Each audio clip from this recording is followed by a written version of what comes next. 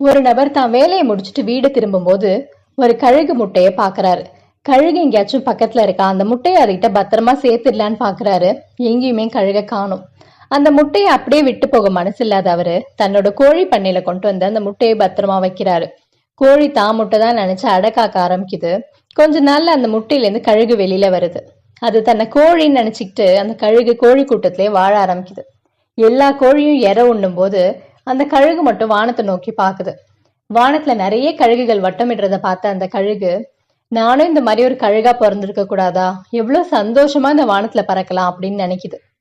இப்படியே நினைச்சு நினைச்சு அதுக்கு வயசும் ஆயிடுது.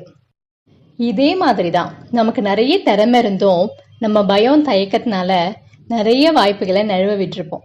இந்த கதை கேட்ட நாம இந்த கோழி கூட்டத்துல வாழ்ற கழுகா இருக்க போறோமா, வானத்துல வட்டமிடுற கழுகா இருக்க போறோமா, அதை நாம தான் முடிவு செய்யணும்.